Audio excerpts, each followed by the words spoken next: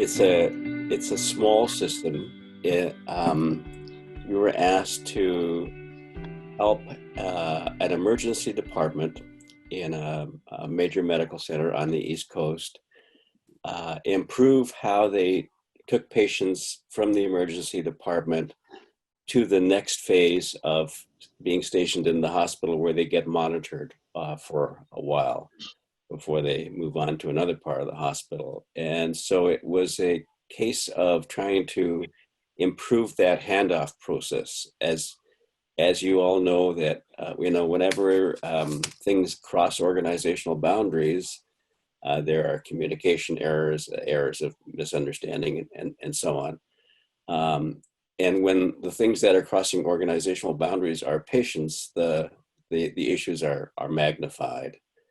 I'd like to focus a little bit on just the outcomes. And the outcomes really came at two levels.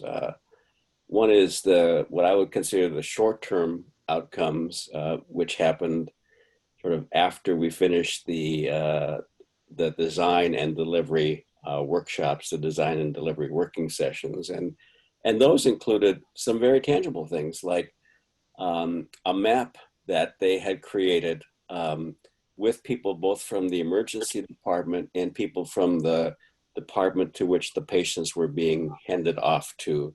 And it was called their ultimate handoff process. And, for the first time, they had literally a shared map of what would it look like if we were really able to transfer patients in ways that were great for them, in ways that clinically were really productive and effective and safe and efficient.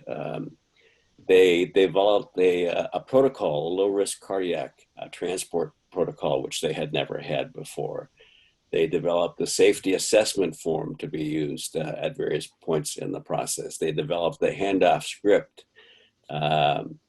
They developed a list of stakeholders that would be impacted by the changes, but that hadn't been directly involved in the AI work, and a strategy for engaging with those on an ongoing basis beyond our final workshop. And they developed a list of measures for monitoring the impact.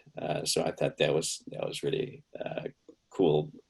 And of course, people often say, how do you measure the impact of this work? And I always look a little bit quizzically because, most organizations that I've ever lived in or worked in have measures all over the place. So it's not a case of having to create necessarily new measures, but simply looking at what exists and pulling from that. So for example, the later outcomes, which we documented at the place of 6 months after the delivery workshop, included things like measures on the increased rates of patient assessments. So we had an 11% increase in completion of nutritional assessments, a 70% increase in completion of skin assessments. Now, these may sound like unimportant, but if you're a patient, that actually gets to be pretty significant. We had significant improvements in compliance with the cardiac enzyme regime and compliance with the medication administration records. And these increased up to 81.8% respectively. So it was a phenomenal increase in terms of the overall safety and quality of the transfer process. We had a 60% increase in the number of patients that are able to be transported without a cardiac monitor. The resulting cost savings for that was an average of 67.5 hours of nursing time per month. And for a system that is stressed in terms of nursing resources, that was significant. We had significant increases in patient satisfaction and significant increases in nurse satisfaction and teamwork. So the opportunity to have that kind of an impact without a lot of heavy-handed people coming in and saying, "Let me tell you what to do," was exciting, I think, for them.